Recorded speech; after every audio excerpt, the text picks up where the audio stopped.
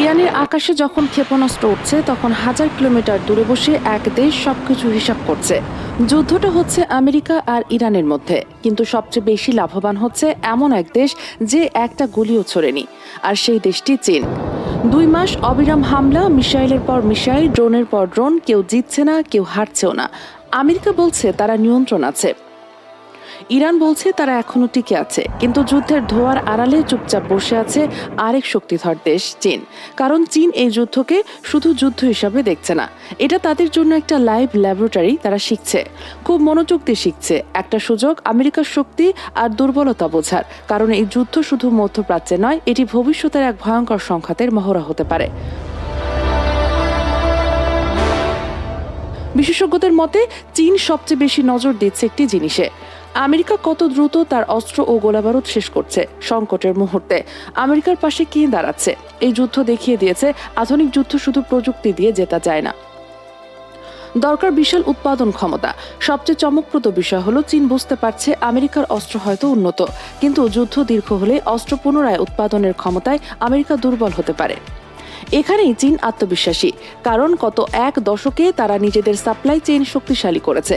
অন্যদিকে আমেরিকা এখনও অনেক ক্ষেত্রে বাইরের উপর নির্ভরশীল। চীনের কাছে এটা বড় সংকেতের কারণ হিসাবে ভবিষ্যতে যদি তাইওয়ান ইস্যুতে যুক্তরাষ্ট্রের সঙ্গে সরাসরি সংঘাত হয়, তাহলে এই অভিজ্ঞতাই হবে তাদের প্রস্তুতির নকশা। মানে যুদ্ধ লম্বা হলে কারখানায় হয়ে উঠতে পারে আসল অস্ত্র। অর্থাৎ চীন একই যুদ্ধ থেকে শিখছে কিভাবে বাঁচতে হয় এবং কিভাবে আক্রমণ করতে হয়। কিন্তু সমস্যা আছে, হরমুজ প্রণালী অচল হলে চীনের তেল সরবরাহ ক্ষতিগ্রস্ত হয়। তাই যুদ্ধ থেকে লাভবান হলেও চীন প্রকাশ্যে যুদ্ধবিরতির জন্য চাপ দিচ্ছে। সবচেয়ে ভয়ঙ্কর শিক্ষা এসেছে ইরান থেকে। আমেরিকার ভয়াবহ বিমান হামলার পরও ইরানের অনেক গুরুত্বপূর্ণ স্থাপনা টিকে আছে। এই চীনকে নতুন হিসাবে শিখিয়েছে, যদি ইরান এতটা টিকে থাকতে পারে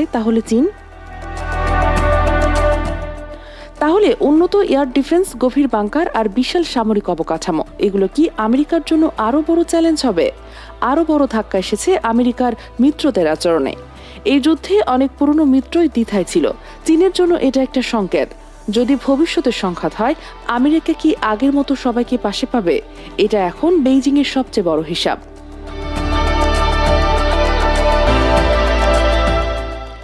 আজ ইরানের যুদ্ধ শুধু মধ্যপ্রাচ্যের সংকট নয়, এটা ভবিষ্যতের বড় যুদ্ধের রিহার্সেল হতে পারে। কারণ এই যুদ্ধ শেষ হলেও চীনের শেখা শেষ হবে না। এখন প্রশ্ন হলো, এই যুদ্ধ কি শুধু ইরান আর আমেরিকার, নাকি এটা ভবিষ্যতের আরো বড় এক বৈশ্বিক সংঘাতের ট্রেলার?